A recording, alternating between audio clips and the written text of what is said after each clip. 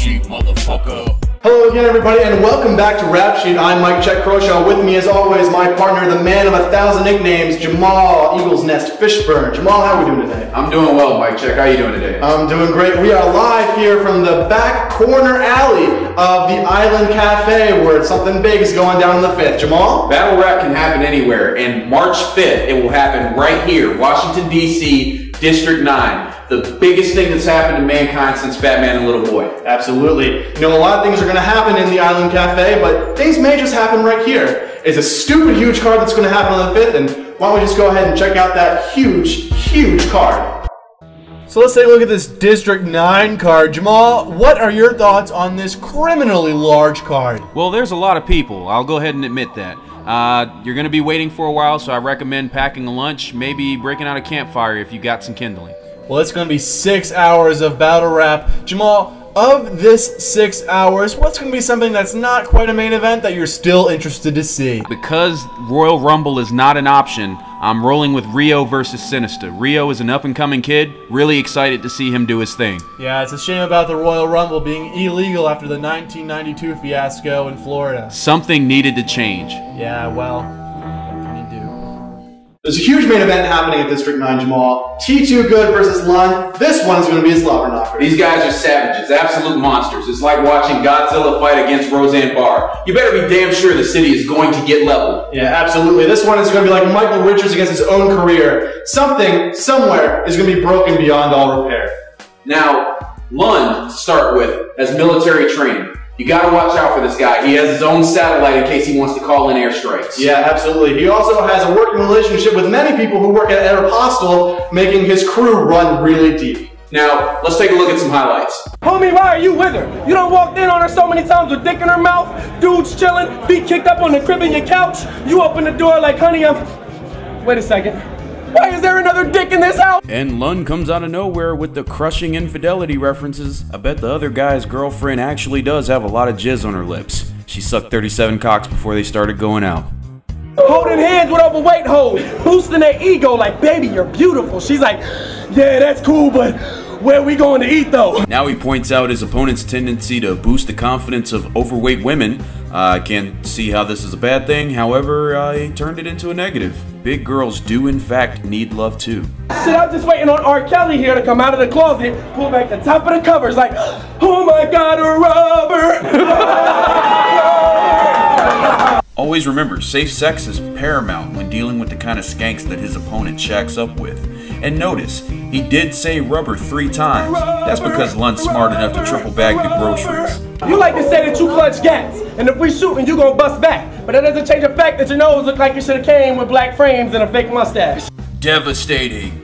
Lund compares his opponent to Tina Fey. I'ma wait for this prick to get grounded, then I'ma steal his allowance. And treat his sister's twat like a trending topic by the way that I pound it. And if a Twitter trending topic is the way I'm comparing her, I swear that bitch had to fuck over 140 characters. Lund exposes his opponent as an internet thug. Word is that Lund invented Twitter so people could know what gym to find him at. Motherfucker, you don't blast Glocks? No. You caps lock. It is unfashionable to capitalize. A lot of hay has been made about Lund's tight shirt. Here it seems that the shirt might be constricting him to the point of pain. But then you learn that he was just powering up. Lund, a battler with juice that both Lou Ferrigno and Tupac could appreciate. Well, Jamal, it looks like Lund is not the person to mess with, especially because of his large Twitter and Facebook following. He did once kick my ass in an Arby's bathroom, but you should not count out T2 Good. T2 Good is rumored to have once choked out a bear and spit in the back of its throat just to prove a point. Wow, that is exceptionally scary, especially because T2 Good has 0 Russian ancestry. Let's take a look at T2 Good.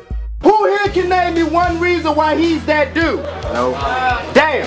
You don't even hear crickets because they try and figure that shit out too. Too Good kicks it off with an astute observation regarding a cricket's inability to properly judge hip-hop. Those dumb fucking crickets. No, really, I don't want no parts of this. AC stands for ass cheeks, that's the only reason why he talking shit. AC stands for ass crack. So when your grandma says she's turning on the AC, she's tossing the salad. When you see me, it's guns drawn, cats gone, cats is blazing. When you see him, it's more like cut lawns, soccer moms, and tax evasion. First of all, Philly Swain seems to be mesmerized by T2 Good's words.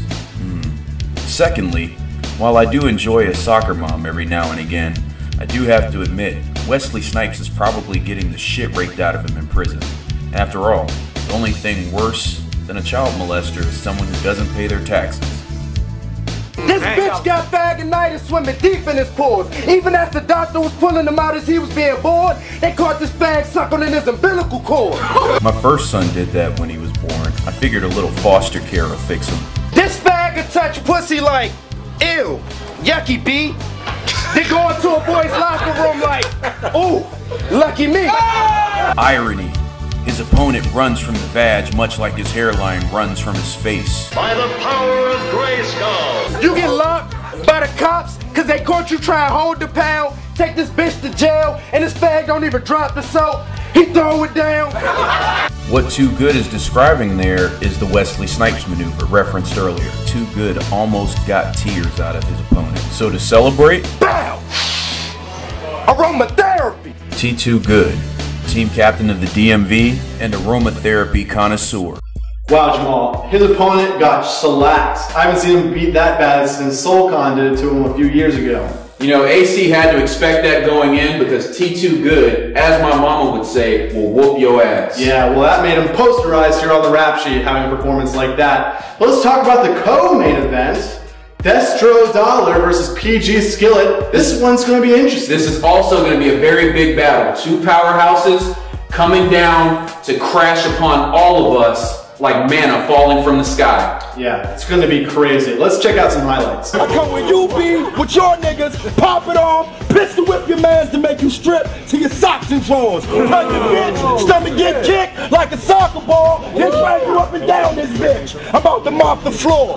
PG Skillet starts off with a veteran maneuver, wearing a hat backwards and then taking it off right as the battle begins. You's a bitch, I ain't gotta leave a hole in your wig. I crush your six-pack like I drove over your biz. PG Skillet is changing the game. It's not very often you see somebody with so much talent care so much about recycling. Get your body home with no rope, you can really hang, and your folks sit there and watch, won't do anything. Skillet is of course referring to his opponent's parents, who are well-known lynch enthusiasts. Cause you's a faggy, you scurry like Shaggy, and your bitch pacifying the dick, so she's Maggie.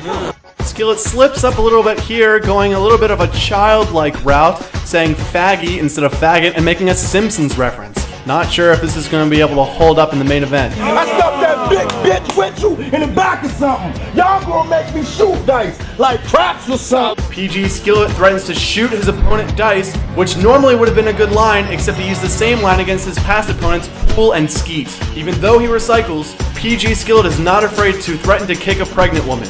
We'll see at District 9 whether or not he's going to be more PG or more sizzle in that skillet. As you can see, mic check, PG Skillet, an angry man. Yeah, very and he's angry. coming off of a loss to Dirt, so he's got something to prove. Yeah, absolutely. I don't know if he's going to be able to bring himself out of this slump using Kid Rap, but you know, if he can stay out of this Mother Goose and the Dr. Seuss and pump himself up to maybe a Shel Silverstein, I think we could see some progress. Let's go where the sidewalk ends. Let's check out a few more highlights from Destro Dollar. I could have got my own info on him, but my style alone will body him, so I ain't have to dig up dirt. Destro Dollar takes a very unorthodox beginning of the battle rap. He decides to serenade the guy in the number 9 t-shirt instead of his opponent. Fraudulent, spit corny shit, phony ass nigga, a fag boy, they probably have dreams of Cisco riding his pony ass nigga. Destro's off-kilter flow is finally explained as evident by the Bacardi Cola in his hand. Bummy with no money, couldn't see notes with a B flat. Weave like a bad dude for that bad move. The pursuit to give you the hands of God to your noodle. So it's only right to have your face look like it's covered in ragu. I don't know what Destro Dollar was referring to with that line, and I don't think he did either. That was like a flashbang in Call of Duty, just leaving your opponent confused, bewildered, and a little bit befuddled. If your team move, then I'm blasting them. So basically, I'm gonna put a hole between each one, like the Laugh Out Loud acronym. HJBHOGDM. He just blew his opponent's goddamn mind. I guess it's time for my victory speech. Go! Destro Dollar, just think I did this all without spilling my drink. That's what Destro Dollar's all about. Battle rapping and not spilling his drink. The Drunken Master is set to make a statement at District 9. Sweet Odin. I feel like I have vertigo after watching that mic check. It's like having a fat girl ride your face. Yeah, I exactly know what you're talking about. His rhymes are so hard to anticipate and predict just because of its flow and rhythm style. Experts have said that it's like a fruitcake, and that's not a negative. There's just so much going on there that it's hard to know sort of what's going to happen, but it tastes good going down. Now, this is the point in the show where we have to make some decisions like we do every week. Absolutely right. You and I both know. It's time for us to go. In between the sheets.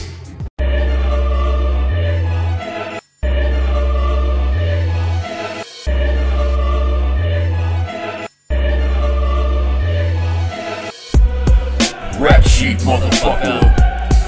Rap sheet, motherfucker. Rap sheet, motherfucker. Rap sheet, motherfucker. Rap sheet. These matchups look really tight. It's like choosing between an Indo-fusion Japanese restaurant and Indian on a Friday night. I have to agree. I'd much rather choose which one of my daughters is going to be sold into slavery than have to be in the judges' positions. That's absolutely correct. But you know, we have the burden of trying to pick the winners, so It's time for the wrap-up.